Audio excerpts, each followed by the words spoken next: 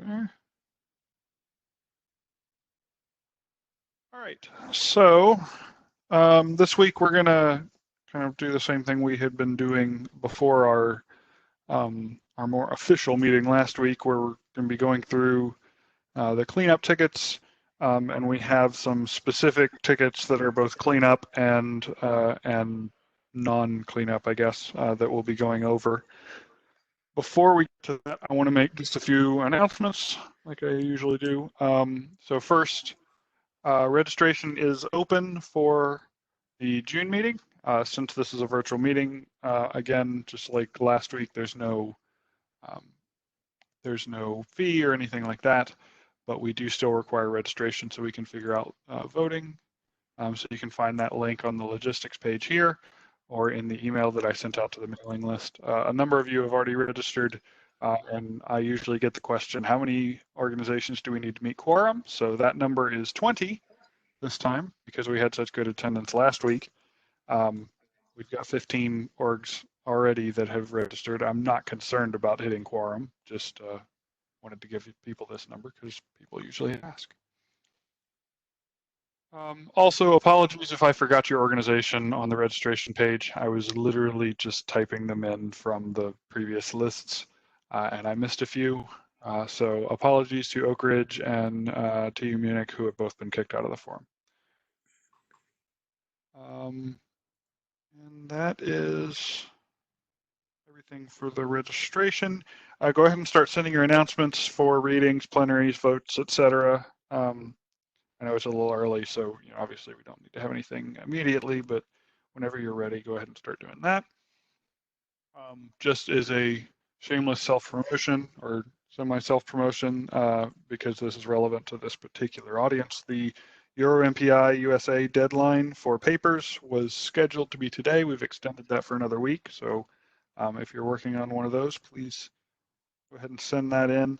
And as we were talking about at the beginning of the call, we haven't made a final decision yet on whether we're going to be a physical or virtual conference, but it is, of course, something we are trying to make a decision on. And obviously, things are more likely to be virtual, but we want to give ourselves a little bit more time in case we can do some sort of hybrid thing. And then before we get started, there are obviously quite a few issues in this cleanup pass still outstanding. So if you have anything assigned to you, please be working on that. If you don't know how to check if something is assigned to you, you can go to the issues page on the MPI forum issues repository. This has all of the issues in the whole thing. You can click on author. You can click on your name and you can see everything that's been assigned to you. It could be that somebody assigned it to you. Sorry, not author, that's the wrong one. Assignee is the thing you should be looking at. It could be that I assigned it to you, not that you assigned it to yourself. So keep an eye out for that and be working on this. So Wesley, is there a way to search for all these tickets that have the chapter committee chairs on it? I mean, the chapter committee chair is obviously tagged as an assignee, but if you are just on a chapter committee, how can you find those tickets? If you are just on a chapter committee but not the chair, I don't have a great answer for that. Should we create a separate tag for that to make this easier to find? Well, okay, so how about this? No, I think the better answer is we do have labels for the individual chapter committees. So if you are on a particular chapter committee, so for instance, let's take the data types chapter committee, you can go filter by data type, by just that label. Take away the assigned to me. Sorry. And you can look at all of the labels or all of the issues that are labeled for your particular chapter. That doesn't help, sorry, that doesn't help your answer or your question because we didn't assign every chapter committee's label to this. That's what I'm asking. So I had a hard time finding those. For me, it was a little bit easier since I am assigned to it as a chair. Right. For someone else who wants to just help out the chapter committee, that's what I'm trying to see how we can help them. Yeah, the label for we can. I was assuming that the chapter committee chairs would be the ones that would kind of be tracking that, and then if they needed to bring in other people, they would. particularly on the individual pull requests. And in that case, you can assign, as you have, you can assign individual chapter committee members to be reviewers on those PRs. Personally, I think that's the best way to do things, but we can add another label if you think that'd be more productive. They're seeing we're not really making fast progress on those, so that's why I wanted to see if you can help us along a little bit. So everybody I went through those. Sorry, go ahead. I was just saying, every chapter committee chair, please make sure you take a look at these overarching tickets, bring in your committee as you need to, so we can get those checked off. They're a little bit annoying to check in some cases because you really have to go through your chapter and check for some very small stuff. But if everybody does it for their own chapter only, it should not be too bad. Yeah, there's I think there's 6 of those. Like that. Yeah. I went through them this morning, and about for each of them, about half of the chapters have been checked off. So people are making progress, but it's of course generally the same people. Half? That's a bit optimistic. I always see about 6 checkboxes out of the total 20 chapters that we have, right? Yeah, maybe you're right. Maybe it's more like a third. I think they're not all the same, but yeah, you're probably right. So just as a reminder, these might be tickets you not have completely on your site because they have been assigned separately because it affects all chapters. So please make sure you take a look at those as well. All right. That was all from my announcements. Anything else from you, Martin? No, I don't think we have anything particular on any particular items right now, right? So we're just going through these other tickets that we have set aside. Right. Yeah. Nobody, as far as I know, has implemented a new one of these issues that we need to have a reading for. But there are a few of these where people want to have discussion, and in particular, Julian has called out number 257 and number 182. So we're going to go over those first today. That sounds good to me. So, okay, take it away, Julian. Yeah. So then, just one second. So basically, then I have 291 and 160 on my list. Does this match your list? Yes, that's also true. I was just calling out Julian's first. But fine. yeah. I just want to make sure we have the list. That's fine. Yeah, you'll do 291 after that, and then I put Marc-Andre last since he was going to be running a little late, but he's here now, so it's fine. Sounds good. All right, Julian, it's all yours. Okay, thank you. So we'll start with ticket 257, which was... Do you want the ball to show this? No, I'm okay if Wesley can display it. It's okay for me. I'm fine. So yeah, there is a statement in the introduction of the collective chapter which says that this statement excludes, of course, the barrier operation, and Bill suggested that we add some things because barrier is not the only synchronizing operation, but other like already L2 synchronizations should also be mentioned there.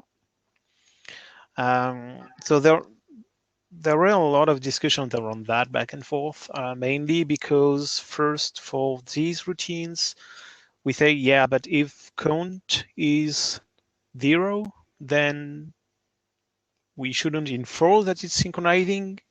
So no message exchange with some count equals 0. And also by reading the whole thing, it appears, so if you can just go to the back of the page, Wesley, please.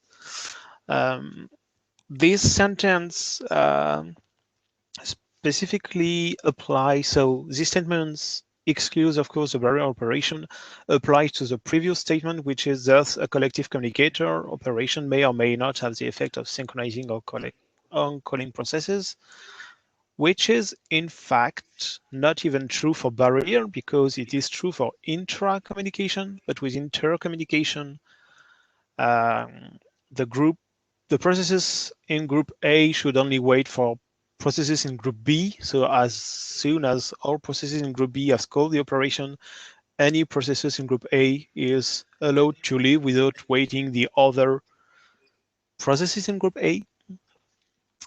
And so it is not even synchronizing or calling process in this case. So basically, this statement is kind of wrong if we don't specify even for which communicator we apply the barrier on. So yeah, there were a lot of back and forth discussion on that. I just wrote that yesterday because I found that while discussing the terms and conventions of stuff also, and looking back once again at this text, I'm for removing this sentence. I mean, there is a lot of text just before saying the completion of collective operation indicates that the caller is free to modify locations in the communication buffer. It does not indicate that other processes in the group have completed or even started. So basically, it does not say anything about the synchronization status of the operation. So yeah, I think the better way is to remove this statement, as it is wrong for barrier-resistant communicators. I just had a comment a few hours ago saying that we might substitute the line with something like the synchronization behavior collective communication operations is described in detail in the documentation of each operation. I'm not sure that we want to add that. I would vote for removing the statement altogether, but I just want to have the insight of the forum, if you have any opinions on that right now, or just think a little bit about that and give me some insights in the commentaries of the ticket at some point. So also I see that, yeah, Bill is there. So if you have more insight about that, it would be great to have it. So I think I agree with you. I think the real issue here, which we've had a lot of discussions about, is that synchronizing and collective are separate concepts, and the intent of the original statement was to essentially to remind users of that just because something is collective, it's not synchronizing. In fact, that may or may not be synchronizing section and should probably also be improved, and that in doing that, I think would fix this problem as well. So I think you've made a great suggestion in terms of just pulling that statement out because it's too hard to qualify, and I think it also just sort of points out to the need to be a little more precise about discussing the synchronization and being clear, again, that the intent of that may or may not was really simply collective does not imply synchronizing. It doesn't prohibit it, but doesn't imply it. And so nothing more should be read into it than that.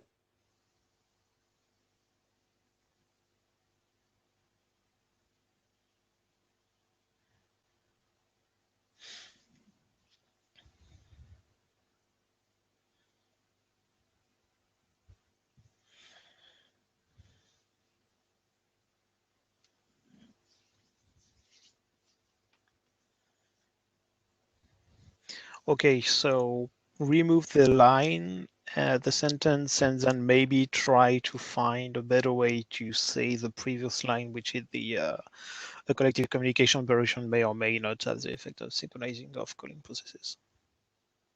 Yeah, I mean, I know that the original intent there was to say that collective does not imply synchronizing. That was the intent. So that I would recommend removing the line about barrier and changing the may or may not be synchronizing to the appropriately wordsmith line that says collective does not imply synchronizing.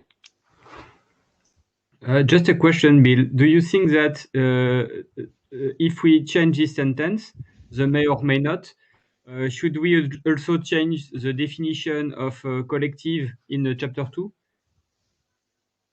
There was a lot of the discussion of in terms for that definition of collective and the phrase. There is a bit Yes, about I know, there. I know. Right. So yeah, I think everybody agreed that the statement may or may not be synchronizing is logically null and doesn't belong in the definition of collective. Okay. Yeah.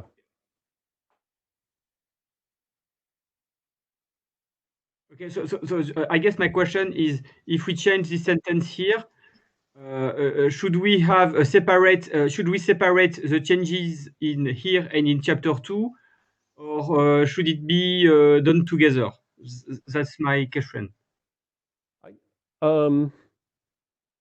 So we've got two separate changes here. One is a statement which is as Julian has pointed out, was true in MPI 1, but not in MPI 2 when the intercommunicator collectives were added, if I remember right.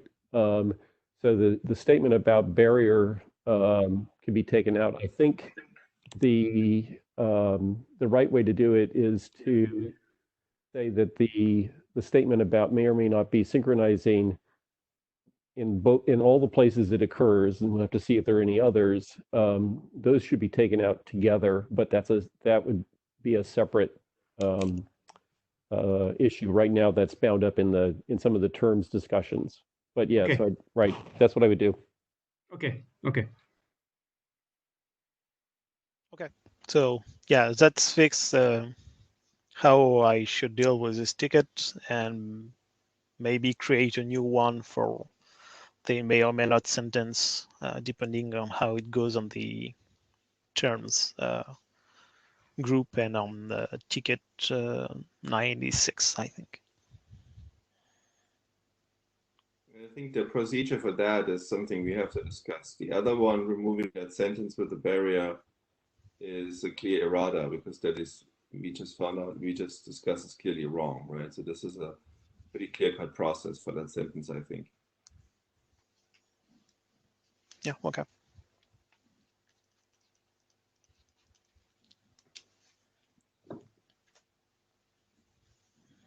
Anything else on this one?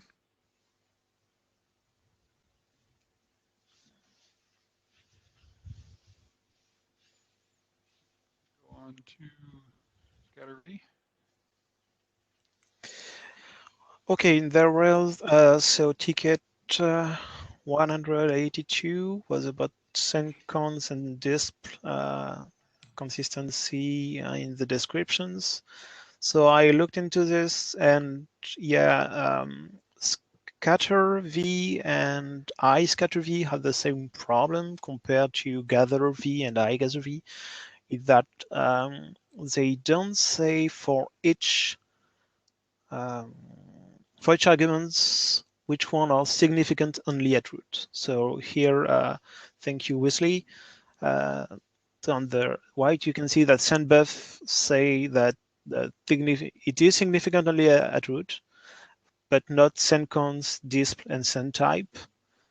And in GatherV, iGatherV, it's say for each type that it's significant only at root. So that the modification to make, so no big problem here. It's just that I've seen, like looking at GatherV, iGatherV, that there was some inconsistency about how significant only at root is displayed when there is also the type of the arguments. So here we can see that it's parenthesis, choice, comma, significant only at root. And in other places, there is so for the GatherV, I think it's, for example, for the sendtype, which is the handle, it's parenthesis handle, hand of parenthesis, and another parenthesis significant only at root, hand of parenthesis. And I just wanted to make sure which is the one which is preferred by the forum. So when I correct that, I make it right.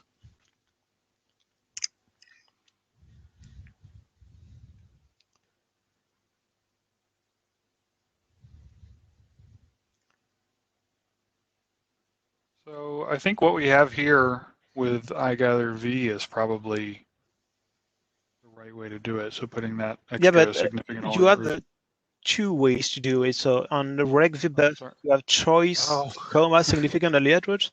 And for the Ah. regv type, you have significant only at root, and then handle each one in their own parentheses. How does this look in the current version after the Pythonization? What? Oh, good question. Um, I think I saw it also like that in the current version. But I have to check. Martin was very careful to not change anything, right? There's a lot of special Yeah, I cases. think so. So I think it's the same.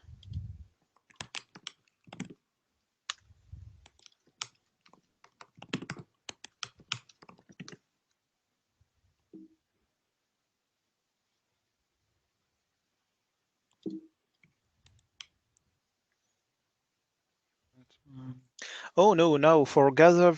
Okay, let's check gather v.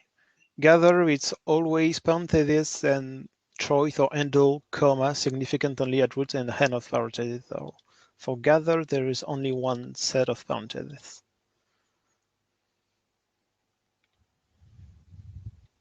Yeah, it's the same for gather v. So yeah, I didn't check how it was done for. So for gather v, it's the same. For iGather v, you said it's different? No, for iGather v, it's the okay. same way. So yeah, I didn't check the E4O, so sorry about that.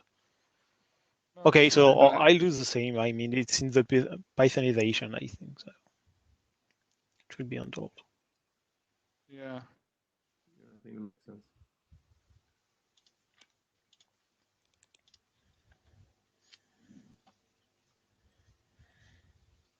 So do we want to change what we have here for iGather v to be consistent between these?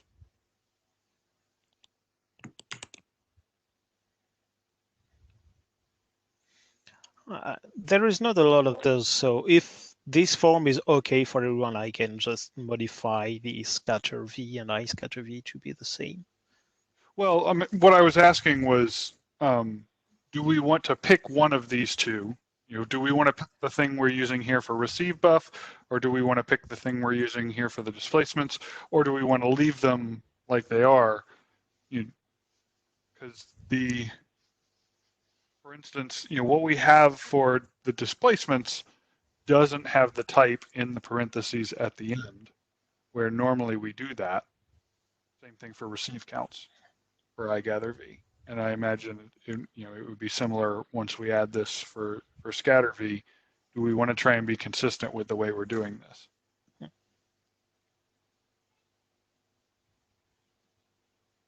We do say what type these things are in the definition of the type here. Sorry, I'm trying to highlight things and it's just not happening. We do say non-negative integer array. We do say integer array. We have that information. But we also, in other cases, say non-negative integer or something in parentheses. Do we want to put that in the parentheses along with the significant only at root and do that consistently?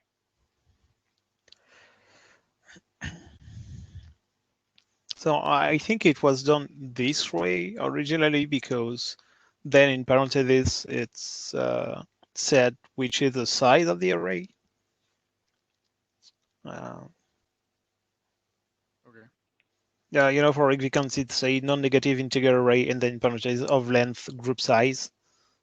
So I think that's why it was done originally. I'm not saying that's the way it should be, but maybe if we put it at the end, we may lose, or we may have to find another way to specify which is supposed to be the length of the array.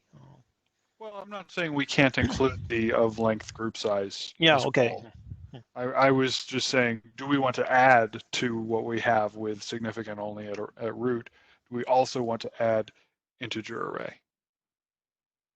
So was it just to make sure I understand what you're proposing? You're proposing to repeat the integer array, is correct? Yeah, in the same way we kind of do for the other things here, although it's not exactly the same because, for instance, with send count, it's just non-negative integer, and before that it's more of a prose description rather than saying specifically non-negative integer. Oh, I guess the idea is that we've done that by moving the description to the beginning. Yeah. Yeah. What we could do is take the integer array of length group size and just move all of that into the parentheses at the end and drop the extra parentheses that says the length. But then you start with containing the number of elements, right? And then you need something before that. And you need something array containing a number of, you used to have to repeat the array. Okay, then I don't really care. It was really just a question of, is there some consistency to be found here? And it looks like the answer is no, and that's fine. So then I guess the guidance is for Julian to just make all of these consistent in terms of at least saying significant only at root where it should say that. I think that's the minimum, I agree. And the other one, I see your intention. It's just, I think with these descriptions a little bit more complicated, it's probably why they were done originally like this, right? And I think that's fine. I think the main reason for trying to have some sort of rigid consistency is if you were trying to do something with automation or something like that to be able to generate bindings from this, but that's not really necessary. Anybody that's reading this can obviously understand what it means. And we have better tools for automation now via the Python binding. That's right. So the only question that I would have, if you have to add this with significant only at root, this is auto-generated now, right? There must be a flag in Python. So do you need any support from Martin and co on this, or is this something that there's enough support built in already? I haven't looked at the Python parts. I don't know. I didn't look at the bottom part right now so far, so I'll look, and if I need help, I ping Martin or Jeff.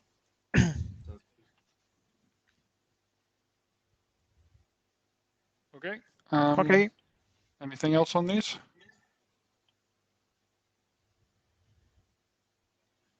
In that case, we can go to Martin. Yeah, let's do Okay, thank 291 you. first.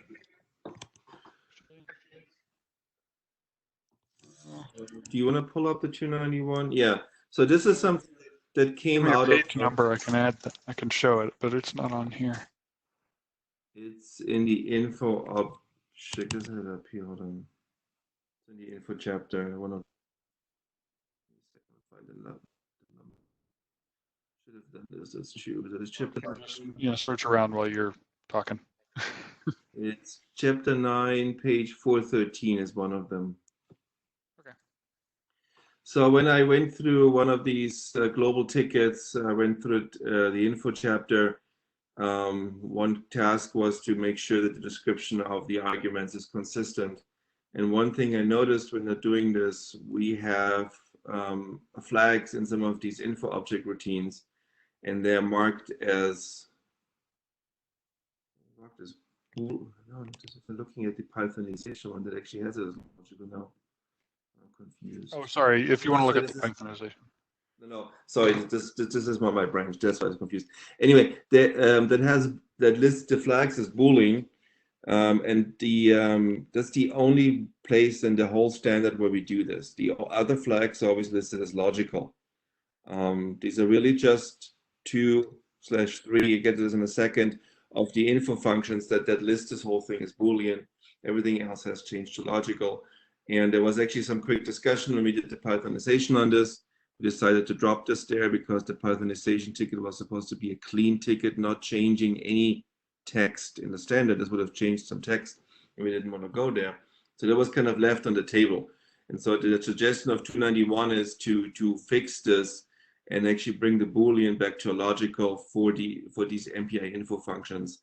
And with that, basically delete the Boolean in the parentheses as a type from the entire standard. That seemed pretty straightforward to me. I wonder if there's anybody who sees any issue with that, particularly on the Fortran side. There may be something hiding that I'm not aware of. But as I said, it's all other flags in the standard are listed as logical already.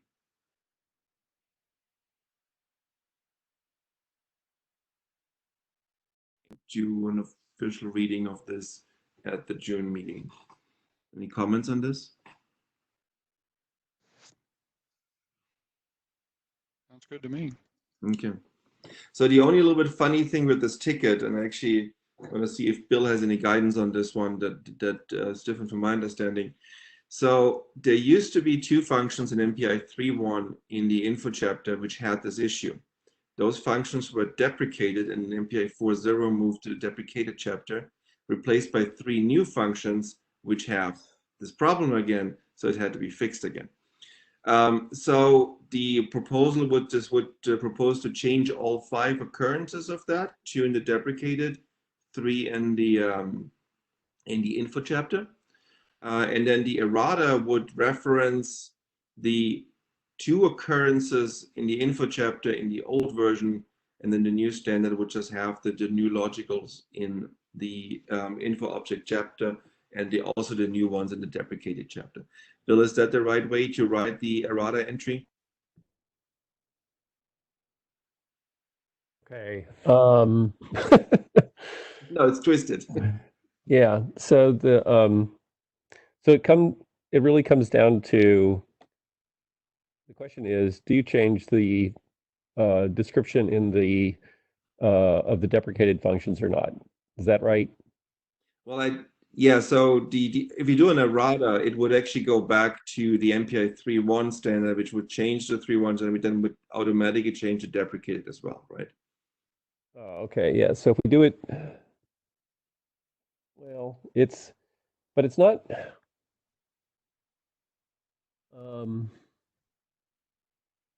Yeah, I don't see it as an errata. I mean, it's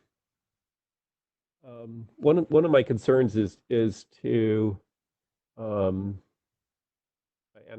honestly I have the same problem with the change log, is that things that we document as erratas and changes, to me the bar is that there's some substantive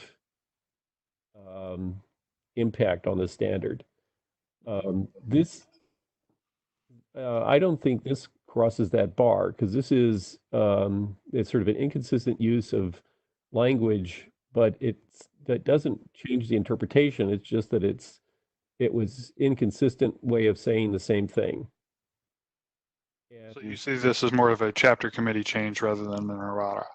Yeah, it doesn't, so for example, nobody is going to need to go into their implementation and change any code.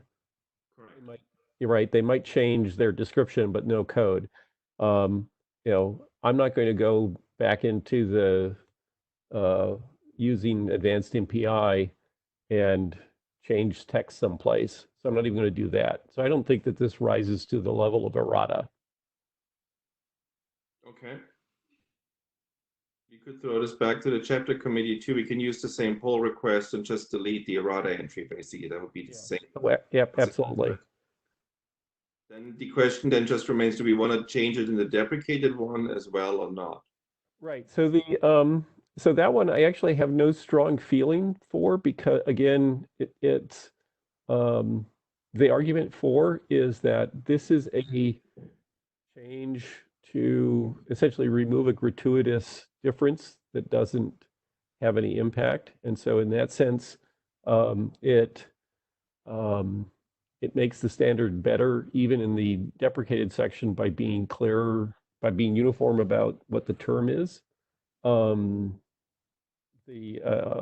I'm sort of good with that. I think the other, another argument can be made that we don't touch the stuff that's deprecated. I think the right thing to do though is to change it, even for the deprecated routines, just because they're not gone, they're deprecated, but they're still there. And if somebody is looking at code and they see those routines and then they find them in the standard, they're going to see that language. And if it's using a different term, then the question will be why. Mm-hmm.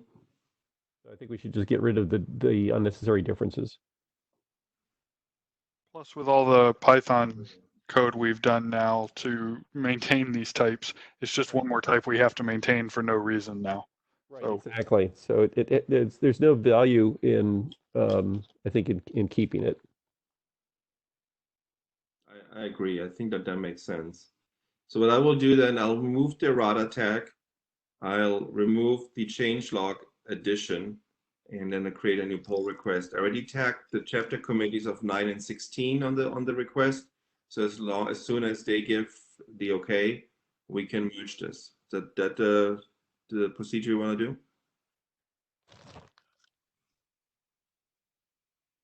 Yeah, I think that's fine. Okay, so do we have Rolf's not here, so I'm gonna ping Rolf to take a look at this because he is the chapter chair for 16, and then that should be good. Okay, that's all I had on 291. Thanks. okay. So then, Marc-Andre, your turn.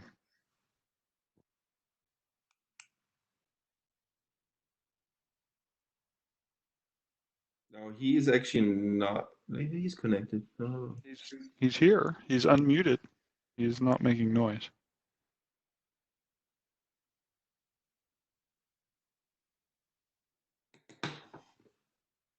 Marc-Andre, can you hear us?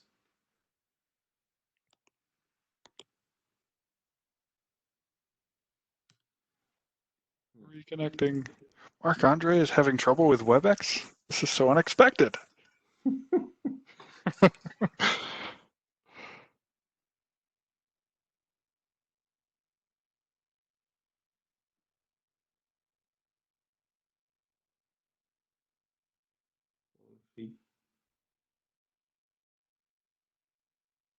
We have the way you put the text. If worst case, if you can't connect, I can do this too because I have been on that appropriate call. But just to know where he put the text. In the pull request. Oh, he has a pull request. Oh, I could pull that up too. Sorry. Yeah, he has a pull request already on this and this. So this is something. Well, Marc-Andre hopefully connect still. This is something that came up in Portland. This is an errata request that we got for MPIT. We thought we had a simple solution. Yeah, that's text things. This is a simple solution, and it got. We thought it was like a 2-minute discussion. It got thoroughly shut down after an hour of discussion in Portland. And so it went back to the working group, and we had really hard time with this. And we would like to get the feedback from the forum if this is acceptable language, because it's kind of a weird one. Let's see, Marc-Andre, can you hear us now? I can hear you. The question was, can you hear me? Yes, we can hear you now. Yay! All right. I just gave the history, so I'll leave it to you now. Okay, so we discussed it in the working group, and we continue to have the problems defining or finding the right language to describe what like an uninitialized handle or what an invalid handle and all that is.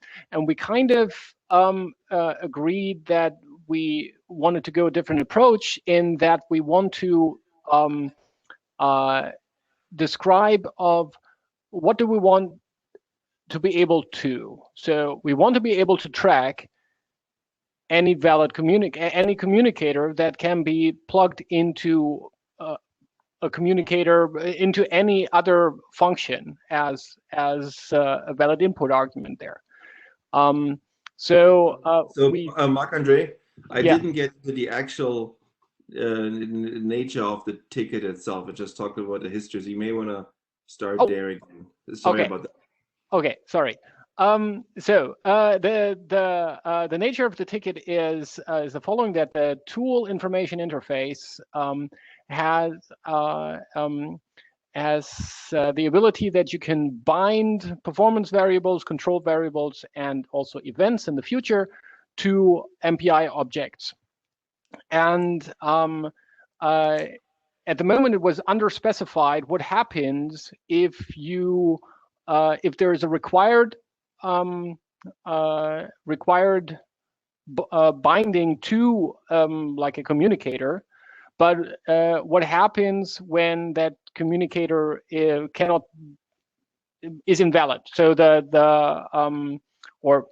invalid or uninitialized because the actual case where this surfaced was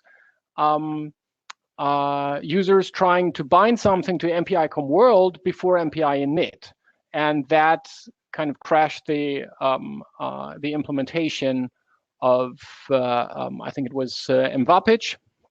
So MVAPIC came to us and said, well, okay, so what is the intended behavior? We should specify this so either they know how to implement it or the users know how to use it. And so then I think also in the plenary discussion, not only the working group, we agreed that binding to something that cannot be used at the time in other calls like MPI-COM world, no matter how you name it, whether it's an invalid handle or it's an uninitialized handle, we said we don't want to allow that. So then I think we came to the history of the ticket that Martin explained, that we had some language saying, well, an invalid handle is erroneous to bind to, because there was a discussion, well, okay, what is MPI-COM world and MPI-COM self? Like, are those invalid, or because they have a different behavior than just a normal user variable, because you can assign things before MPI init and then do MPI init and then actually use it. So the handle itself is valid, although MPI-COM world might not be initialized. So with all these difficulties finding the right language, I hope now to be at the point that we wanted to actually state when do we want to use the MPI tool information interface and on which handles do we want to use it, and we want to use it on anything that can be used by the user at the time. So instead of trying to define like the details of what does uninitialized or invalid mean, we came up with the additional sentence: it is erroneous to bind a control variable, performance variable, or event to a handle that would not be valid to use as input argument to another MPI call, excluding calls to the MPI tool information interface at the same state of execution. Yeah, so what we want to express is if the user wants to use that handle, or the user can only bind to handles that we would be okay to use as some input parameter to another MPI call, and another meaning not the tool information interface itself, because you might have other query routines and so on. So, and the question here would be whether the forum would be okay with this wording, whether we can bring this forward as a reading in the June meeting, so we can have this as a clarifying errata in MPI 4.0.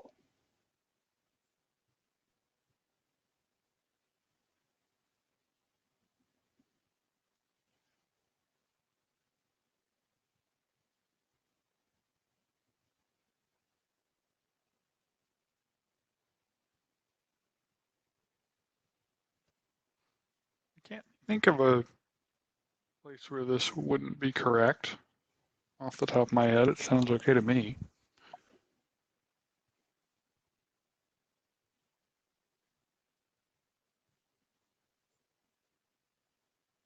Martin looks like he wants to say something, but his audio doesn't come through here. Still muted. Me? No, I'm good. Okay. Just wanted to say, I was muted before. Sorry, I wanted to just ask if anybody has any concerns about this text.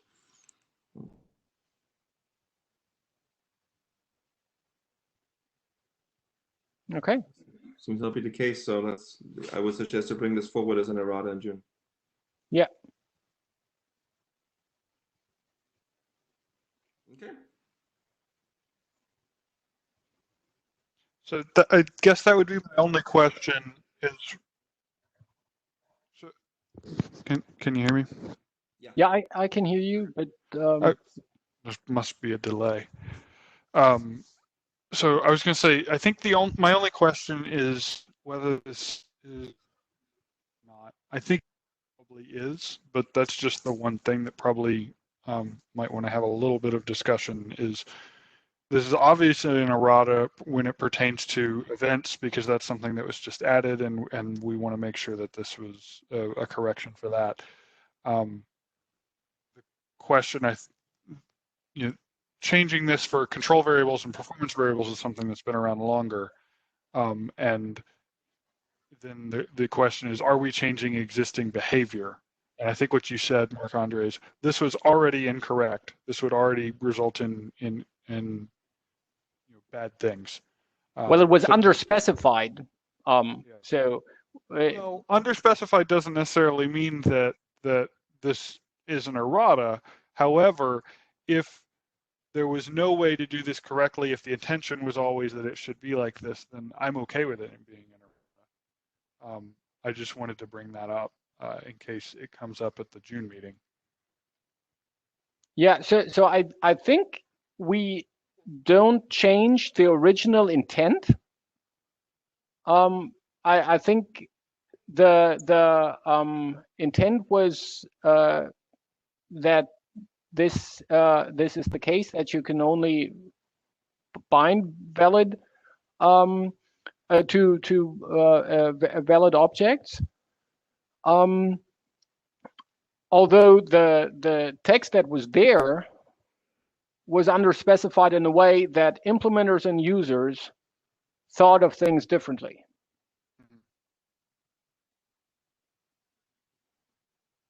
Yeah. So the feeling was that this is that this needs to be specified. So the behavior needs to be defined so implementers and users are on the same page again, and it touches actual behavior. So we thought that's why it needs to be an errata rather than just some wording change or word choice. Well, no, my options weren't errata versus chapter committee. It was errata versus something more substantial like a full proposal. Oh, okay. But I think this is probably the right case. I just wanted to bring that up. I mean, I agree with the points that is worth discussing, but I had the feeling that the forum accepted this as an errata in Portland. Okay. It was just the wording that was problematic. Okay, well then that's probably enough discussion of that. Okay, thanks.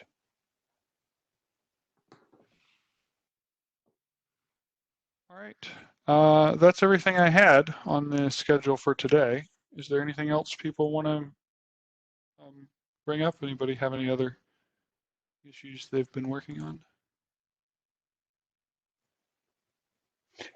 So I have a question for, I think it's the consistency of main index thing where that's for across all chapters, right? I did have a look in the tools chapter, and I noticed that not only are the main indices missing for a lot of stuff, but like the whole, I think MPI, the MPI tool information interface is kind of under-indexed. So it might be a more substantial index edition stuff than just putting the main index in the right position. Would that be still part of the same pull request, or would I have to add those in a different pull request? How? should I? In do? my opinion, given that both of those are chapter committee level things that don't require the forum to look at it, having them in the same pull request, you fix, I assume you're referencing 239. Yes. You fix 239 at the same time you're improving various other indices. That's fine with me. Unless you have a different thought on it, Bill, since you're in the end, the arbiter of this stuff. No, I think that that's fine. I did also want to note that I made a significant change to how the indices are produced, which mostly produces the same thing, but gives us a much more flexible way of handling the examples. Plus, I could do some other, well, it also detected a bunch of problems and misuse of some of the other macros. But yeah, no, I think it's fine to bundle all the index improvements together. Thanks.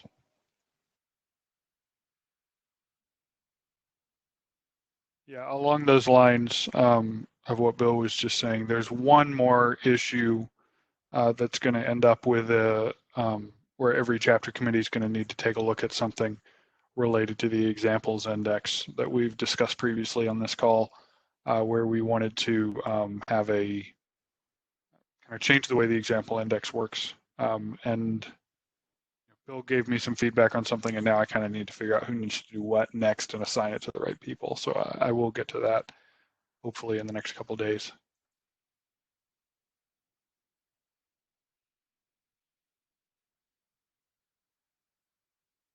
Okay, so I think that's all from me. Next week, my understanding is we have terms and conventions talking for however long they'd like, and then we'll, if anybody has any more updates on these consistency improvements, we can of course bring those up at the end if there's time left. Yep, I think that's right.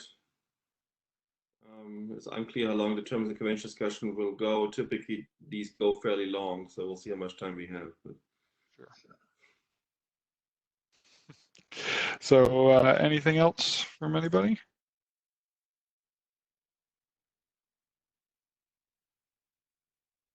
Sounds good. All right. Well, then I think we can go ahead and wrap up early and people can have some time back. Great. Sounds good. Thanks, everybody. Thank you. Bye-bye. See you next week. Thanks. Bye.